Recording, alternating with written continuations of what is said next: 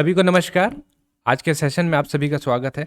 आज के सेशन में हम लोग देखने वाले हैं सीजीपीएससी और व्यापम के लिए क्या एक आइडियल टाइम टेबल हो सकता है। हम लोग चर्चा करेंगे कि क्या आपको करने चाहिए, क्या नहीं करने चाहिए, क्या कुछ टिप्स और ट्रिक्स हो सकते हैं जो आपके पढ़ाई को और इन्हेंस करे और बढ़ाए। तो ये सारी चीज़ों की हम लोग डिटेल पे चर्चा करने वाले हैं। वीडियो को अंत तक जरूर देखिएगा।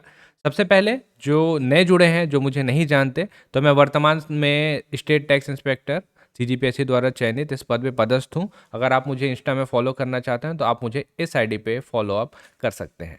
चलिए, सबसे पहले हम लोग बात करेंगे टेस्ट सीरीज़ का। हमारी संस्था सीजीपीएससी संकल्प द्वारा ऑलरेडी एक टेस्ट सीरीज चलाया जा रहा है। ऑनलाइन भी है, आप अंबिकापुर से हैं तो ऑफलाइन भी है। और इस बार इसे हमने बाइलिंगुअल रखा हुआ है, तो बाइलिंगुअल टेस्ट सीरीज आपको मिलेगा। यहाँ पे इसके प्राइसेस दिए हुए हैं। मैं आपको फर्स्ट कमेंट पे लिंक को पिन कर दूंगा, आप वहाँ से जा करके इसे ऑनलाइन परचेस कर सकते हैं। ऑलरेडी इसके 2 टेस्ट हो चुके हैं। तीसरा टेस्ट इसका कल है। इसके सारे जो पीडीएफ है और टेस्ट हैं आपको ऐप में अवेलेबल हो जाएंगे। चलिए, सबसे पहले हम लोग इस वीडियो का शुरुआत करेंगे स्वामी विवेकानंद जी के एक थॉट के साथ। एक विचार लीजिए, उस विचार को अपना जीवन बना लो, उसके बारे में सोचो, उसके सपने देखो, उस विचार को जियो। अपने मस्तिष्क, मांसपेशी, नसों, शरीर के हर हिस्से में उस विचार को डूब जाने दो और बाकी सभी विचारों को किनारे रख दो। यही सफल होने का तरीका है। स्वामी विवेकानंद जी ने ये कहा हुआ है। अब इस वीडियो का शुरुआत इससे करने का उद्देश्य यही है कि अगर आपने ये मान लिया है कि 2 महीने में सीजीपीएससी या व्यापम का कोई अन्य एग्जाम नहीं निकल सकता, जैसे कि परिचारक और हॉस्टल वार्डन का पेपर है, तो ये वीडियो आपके लिए नहीं है। ये वीडियो उनके लिए है जो एक तरीका खोज रहे हैं कैसे हम अपनी एनर्जी को यूटिलाइज करें, कैसे हम लोग जो जिस जगह पे हैं उस जगह से और बेहतर और बेहतर अचीव करने का प्रयत्न करें। तो ये वीडियो उनके लिए है। तो वो जो रहेंगे इस वीडियो में लास्ट तक बने रहेंगे। मैं आपके साथ कुछ टिप्स और ट्रिक्स भी शेयर करने वाला हूँ। 2 क्वेश्चन जो स्टूडेंट्स के दिमाग में बहुत ज़्यादा आता है। सबसे पहला है, क्या पढ़ने का कोई सही समय होता है? दूसरा क्वेश्चन जो सबसे ज़्यादा आता है, कम समय में ज़्यादा कैसे करें? तो इन दोनों प्रश्नों के क्या कोई जवाब है? तो मेरा आंसर जो है इसके लिए जी हाँ है। इसके लिए जवाब भी है और क्या हो सकता है, एक-एक करके हम लोग इसको देखेंगे। क्या पढ़ने का कोई सही समय होता है? देखिए, बहुत सारे टॉपर्स मिलेंगे आपको जो बोलेंगे कि नहीं, पढ़ने का कोई सही समय नहीं होता। आप जब पढ़ना शुरू कर दीजिए तब हो जाता है। लेकिन हम लोग ऐसे बात नहीं करने वाले। मैं बात करने वाला हूँ साइंटिफिकली। आपका ब्रेन क्या बोलता है? ब्रेन के पास कब कैपेसिटी रहती है कि वो सबसे ज़्यादा अचीव कर पाए या सबसे ज़्यादा रिटेन अपने मस्तिष्क पे वो अंदर रख पाए? तो उसके हिसाब से हम लोग बात करेंगे और वो रहता है मॉर्निंग और इवनिंग का शिफ्ट। इसको अच्छे से समझने का प्रयत्न करिएगा। 4 स्टेट होते हैं ब्रेन के। जब आप ब्रेन वेव्स को स्टडी करेंगे, आप इसके बारे में पढ़ेंगे तो आपको पता चलेगा ब्रेन के 4 स्टेट होते हैं: beta state, alpha state, theta और डेल्टा स्टेट। जब आप सो रहे होते हैं तो उस टाइम पे ब्रेन जो वेव्स रिलीज करता है वो रहता है 0.5 से 4 हर्ट्ज तक। लेकिन इस स्लीप स्टेट पे आप कुछ पढ़ सकते नहीं हैं। जब आप उठ जाते हैं तो आप रहते हैं इस वाले पोजीशन में, ड्रीमी। ये वाले पोजीशन को ध्यान दीजिएगा। ये वो स्टेट है जिस टाइम पे अगर आप पढ़ने का प्रयत्न करेंगे तो सबसे ज़्यादा चीज़ आपके दिमाग में जाएगी, क्योंकि इसमें देखिए ब्रेन के वेव्स उतने स्ट्रांग हुए नहीं हैं। और अभी आप जो भी पढ़ने का प्रयत्न करेंगे ना, तो ये डायरेक्ट आपके अवचेतन मन पे जाएगा और वहाँ पे स्टोर होगा। लेकिन ये वाले टाइम को हम लोग वेस्ट करते हैं। इसके बारे में भी हम लोग चर्चा करेंगे। फिर जब आप धीरे धीरे और बेहतर तरीके से उठ जाते हैं तो आप आते हैं रेस्टफुलनेस यानी कि अल्फा स्टेट पे। इस पे भी ब्रेन के अंदर बहुत सारी चीज़ें जा सकती हैं, लेकिन आप देखेंगे ब्रेन के वेव्स यहाँ पे स्ट्रांग हो रहे हैं। और दोपहर और बिजी का समय जो रहता है उस टाइम पे आपका जो ब्रेन रहता है वो रहता है आपका वेकिंग यानी कि बीटा स्टेट पे। यहाँ पे आप अगर पढ़ने का प्रयत्न करेंगे तो इस वाले पोजीशन पे क्या रहेगा ना, आप जो भी ब्रेन के अंदर डालने का प्रयत्न करेंगे फोकस नहीं हो पाएगा। ठीक है, तो ये सारा चीज़ होता है। तो आपको जो टाइम निकालना है सबसे ज़्यादा वो रहता है ये वाला ड्रीमी। देखिए, कॉन्शियसली या अनकॉन्शियसली, चेतन या अवचेतन तरीके से कुछ टॉपर्स जो रहते हैं ना, इस स्टेट का, ड्रीमी स्टेट का और रेस्टफुलनेस स्टेट का बहुत ज़्यादा उपयोग करते हैं। जैसे जब आप सो करके सुबह उठते हैं तो आपका जो ब्रेन रहता है वो रहता है इस ड्रीमी स्टेट पे। आपने सुना है कि सबसे ज़्यादा मतलब पढ़ने का सही समय क्या है? बोलते हैं सुबह उठ करके पढ़ो तो सबसे ज़्यादा याद होता है, क्योंकि आपका ब्रेन उस टाइम पे ड्रीमी स्टेट पे होता है।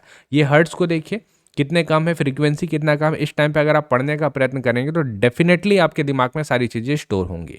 तो सुबह के उठने के 2 से 3 घंटे आपका ब्रेन जो रहता है वो ड्रीमी स्टेट पे रहता है, और रात को सोने से 1 घंटा पहले आपका ब्रेन जो रहता है वापस इसी स्टेट पे जाएगा। देखिएगा, वेकिंग से ये वापस जाएगा रेस्टफुलनेस वाले में, फिर यहाँ से फिर जाएगा ड्रीमी पे, और जब आप सो जाएंगे तो फिर से ये जाएगा आपका डेल्टा वाले स्टेट पे। तो वापस से जब आपका ब्रेन वापस इस ड्रीमी वाले स्टेट पे शाम को रात को आएगा ना, तो उस टाइम को भी आपको यूज़ करना है। तो पढ़ने का जो सही समय है मैं बता रहा हूँ, सुबह उठने के बाद आप सुबह के 2 से 3 घंटे का शेड्यूल बनाइए। उठने के जस्ट आधा घंटे के बाद आप शुरू हो जाइए, ये पहला शिफ्ट। दूसरा शिफ्ट सोने से 1 घंटा पहले का, ये बहुत महत्वपूर्ण है।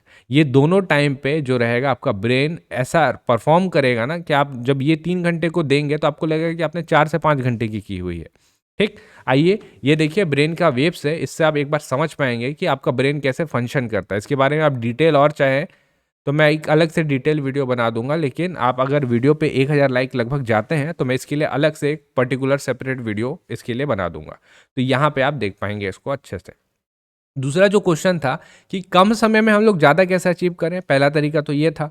दूसरा तरीका है आपका पोमोडोरा टेक्निक। इसके बारे में आपको डिटेल मिल जाएगा, आप नेट में सर्च करेंगे तो। इस तरीके का क्या है कि आपको 25 मिनट का इंटेंस वर्कआउट करना है, इंटेंस वर्क करना है, और फिर आपको 5 मिनट का ब्रेक ले लेना है। इसी तरीके का सेट जो रहेगा आप 3 से 4 सेट कंटिन्यू करेंगे। ये टेक्निक का इस्तेमाल आप करेंगे कब? मेनली दोपहर में। सुबह के टाइम पे आपको इस टेक्निक का ज़्यादा जरूरत नहीं पड़ेगी क्योंकि आपका ब्रेन फ्रेश है ना। क्या है, उसके बाद दोपहर वाले टाइम पे जब आप पढ़ने का प्रयत्न करेंगे ना, तो फैटिक बहुत ज़्यादा होगा, स्ट्रेस बहुत ज़्यादा आएगा, आपका ब्रेन बहुत ज़्यादा प्रोकास्टिनेट करेगा, तो पढ़ने में बहुत ज़्यादा समस्या होता है। तो सीधा सीधा चीज़ है, आपको क्या करना है, इंटेंस वर्कआउट करना है। मतलब यहाँ पे कोई भी फ़ोन आपको नहीं चाहिए, ठीक है। फ़ोन सारे ऑफ रहेंगे, आप पढ़ रहे हैं मतलब सिर्फ पढ़ रहे हैं। 25 मिनट के बाद उठेंगे, 5 मिनट फ़ोन चलाने के लिए नहीं मिला है आपको। जाइए यहाँ पे देखिए, गेट अप, मूव करिए, जाइए थोड़ा सा बॉडी को स्ट्रेच करिए, माइंड को रिलैक्स करिए, पानी पीजिए और वापस आइए और वापस से अपना वर्क को शुरू करिए। इसको बोलते हैं पोमोडोरो टेक्निक। तो इस 2 टेक्निक का अगर आप उपयोग करते हैं ना, तो आप कम समय में डेफिनेटली ज़्यादा अचीव कर लेंगे। और एट लास्ट जो रहता है वो रहता है कि क्या इसका कोई एक CGPSC और व्यापम का कोई एक टाइम टेबल है जो हम लोग फॉलो कर सकते हैं।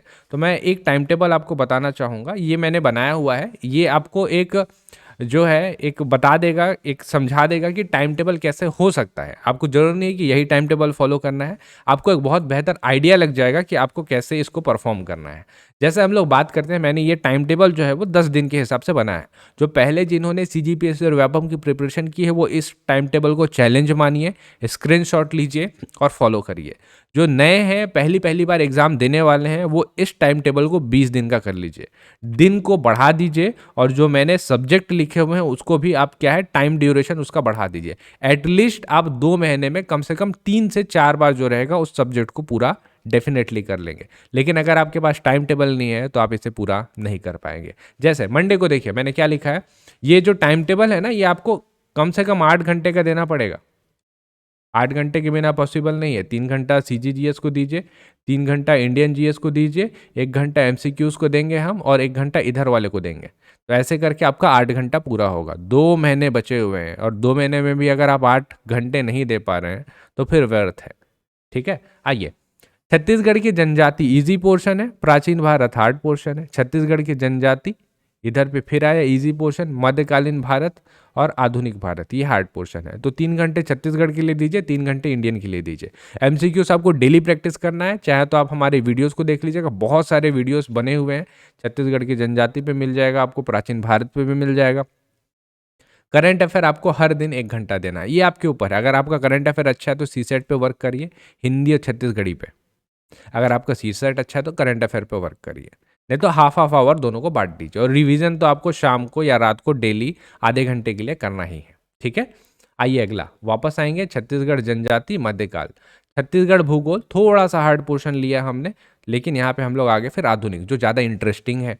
छत्तीसगढ़ भूगोल, यहाँ पे इजी वाला पोर्शन ले लिए, भारत की अर्थव्यवस्था। छत्तीसगढ़ भूगोल, फिर यहाँ पे हल्का सा जो है चैलेंजिंग वो है आपका साइंस, यहाँ पे ये करेंगे आप। छत्तीसगढ़ इतिहास ये हार्ड हो रहा है तो इस साइड पे हमने लिया फिर इजी पोर्शन। छत्तीसगढ़ इतिहास ये हार्ड हो रहा है तो फिर से इधर भारत इजी पोर्शन। पंचायती राज प्रशासन इधर इजी हो रहा है तो इधर जो भारत का भूगोल जो हल्का सा हार्ड बच गया उसको करिए। और लास्ट में हम लोग करेंगे संविधान। इधर पे जो हो जा रहा है तो यहाँ पे आप करिए रिवाइज।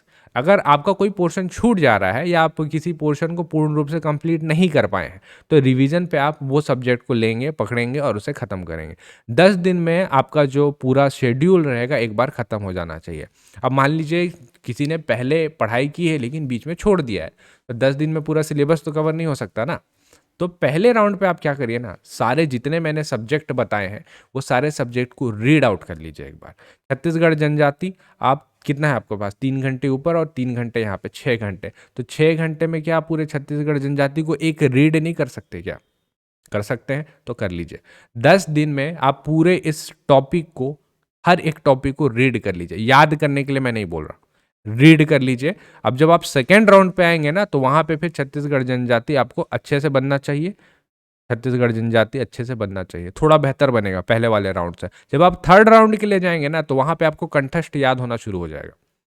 तो अगर आपको शुरुआत करना है तो रीड आउट करिए, सिर्फ सिर्फ रीड करिए। पहले 10 दिन सिर्फ रीड करिए, उसके बाद के 10 दिन आपको याद होने शुरू होंगे, उसके बाद के 10 दिन आपको और बेहतर तरीके से याद होंगे, उसके बाद के 10 दिन आप कंठस्थ हो जाएंगे।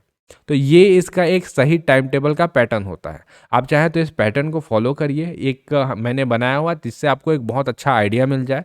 आप चाहे तो सब्जेक्ट को अपने हिसाब से ऊपर नीचे कर सकते हैं, लेकिन ये 10 दिन का आपको एक शेड्यूल बनाना पड़ेगा। नए लोग 20 दिन का बनाइए, ताकि आप जो है कम टाइम पे ज़्यादा अचीव करने का प्रयत्न कर पाएँ। ठीक है, आशा करता हूँ कि आपको ये वीडियो पसंद आया होगा और आपको कुछ बेनिफिट हुआ होगा। हम लोग मिलेंगे अगले वीडियो पे। और अगर आपको किसी और टॉपिक के ऊपर इस टाइप का कोई और वीडियो चाहिए, तो नीचे कमेंट बॉक्स पे कमेंट जरूर कर दीजिएगा।